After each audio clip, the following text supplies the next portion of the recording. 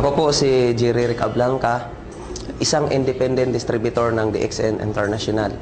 55 days lang po ako sa grade 1, pero ngayon, isa sa rising star ng DXN International. Kung paano ako napunta rito, mahabang istorya yun. 5 taong gulang pa lang ako noon namatay yung papa ko. Yung mama ko naman, nag-asawa agad.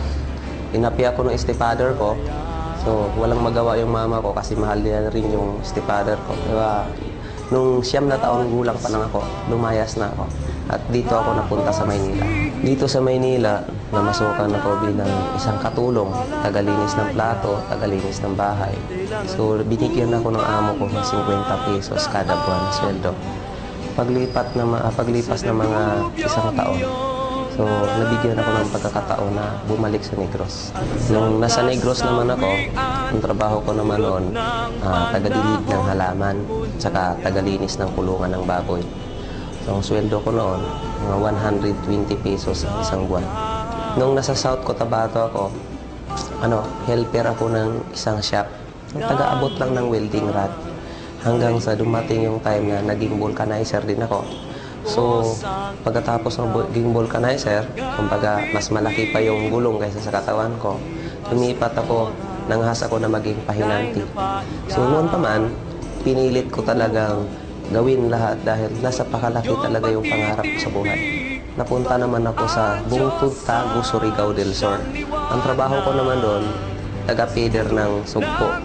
So, ang sweldo ko, 800 pesos na isang buwan.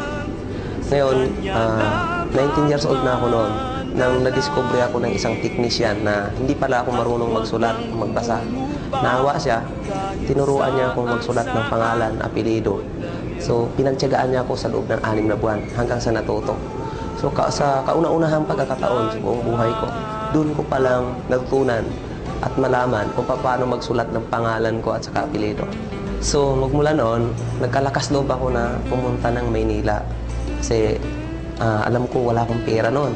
Wala ko rin akong matitirhan. Pero naniniwala ko sa sarili ko na ang success sa isang tao ay hinahanap yan. Sabi nga doon sa libro na basa ko, ang success is not destiny, it's a journey. Pero hindi pala ganun kadali yun. Nung pagpunta ko dito sa Maynila, nung maghanap na ako ng trabaho, napakahirap palang mag-apply dito pag wala kang pinag-aralan. So imagine, pag nag-apply ka, hinahanapan kanila ng requirement. Pagtingin sa biodata, ni grade 1 walang tinapos. Kaya walang tumanggap sa akin. So, ang bagsak ko, construction worker. Dahil wala na akong ibang mapuntahang trabaho, kundi yun lang. So doon, alam kong napakahirap yun. At hindi bagay sa katawan ko. Pero yun lang ang trabaho na tatanggap sa akin. Kaya umabot din ako ng mga 7 taon.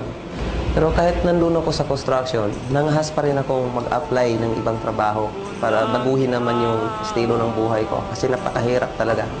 So, nag-apply ako bilang gwardiya. OJT ako noon. Halos 4 na buwan din akong nag-OJT. Taga-saludo lang ako ng mga dumadaan. So, galit sa akin mga kasamahan kong gwardiya kasi kahit taxi na dumadaan, sinasaluduhan ko. So, dumating yung time na may nagtatanong ng English, hindi ko may sasagot dahil hindi ko maintindihan. Hanggang sa natanggal din ako, hindi na ako pumasa. Akala ko, wala na akong pag-asa sa buhay. Kasi hindi na ako makahanap ng ibang trabaho. Akala ko noon, sa construction worker lang talaga ako nababagay. Pero hindi pala. Hanggang nabigyan ako ng pagkakataon na nakita ko ang DXN International. At dito pala, magsisimula na magbabago ang buhay ko. Dito sa DXN International, tingin ko, ito na yung napaka-perfect company. Kasi walang hinihingi dito ng requirement. May pinag-aralan ka man o wala. Mahirap ka man, mayaman ka man. Welcome ka rito sa DXN. Dito, nakita ko talaga na napakaganda yung marketing plan. So, kahit wala kang pinag-aralan, ang dali intindihin. Kaya nag-decide ako na kailangan i-full-time ko yung independent distributor ng DXN. Pero napakahirap para sa akin noon nung sinimulan kong DXN dahil wala na akong bahay nung mauwian. Sa waiting shed ako natutulog, nagsasapin ko lang ako ng karton. Pag umulan naman, naghahanap ako ng mga tricycle na kaparada, jeep na kaparada, doon ako natutulog. At ang masakit pa nito dahil wala akong pera talaga. So nilalakad ko yun papunta sa office, makarating lang ako. Layo siguro, mga 9 kilometers from Santa Lucia to Jollibee Plaza. At masakit pa nito pagdating sa office, gutom na ako, wala rin akong pera. Nilalakasan ko loob ko, tatayo ako sa cashier. Manghihiram ako ng 2 piso ng mga bumibili ron. Hanggang sa pag nakaipon ako, ibibili ko ng Skyflake sa labas. Doon naman sa maintenance ko, ang ginagawa ko noon, alas 5 pa lang ng madaling araw, lumalabas na ako. So, sinasabayan ko yung nagja-jogging sa Santa Lucia, sa park. Inaalok ko ng isang sasi ng kape. Pag nag-order yon, wala akong pera. Kasi brochure lang pinapakita ko. Patakbo ako sa office, manghihiram ako ng mga ka-cross line ng mga kaibigan ng kape para i-deliver ko sa kanya.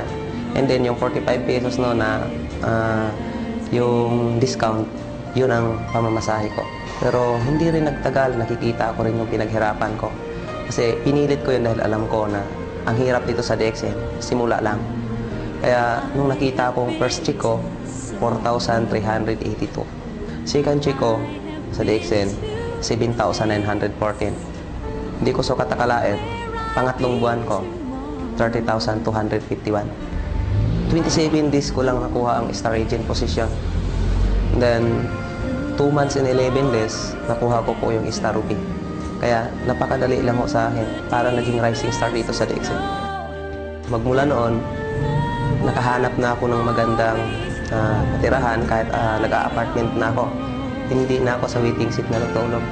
Ang pinakamagandang blessing sa akin ng DXN, 9 months pa lang ako, nakapunta na ako ng Malaysia. At yan ang kauna-unahang pagkakataon na nakasakay ako ng eroplano at nakapunta ng kahit Asia man lang. Tingin ko noon, pag kung nakikita ko na nasa hotel kami natutulog, isa sa pinakamalaking hotel ng buong Asia, ng Ginting Island. So parang tumutulo luha ko na parang kailan lang, pala hinahawakan ko, siminto hinahalo ko, parang kailan lang, nasa karton ako natutulog. Pero doon ko naramdaman na isa sa pinakamalaking hotel ng Asia, nahigaan ko na. Sa buhay ng isang tao, dapat masipag ka, matyaga ka. So, ang swerte ko kasi nakita ko ang DXN. So, ang sipag ko doon sa construction, inilipat ko lang dito sa DXN. At dito ko nakikita na napakalaking bunga nung sipag na ininvest ko sa DXN.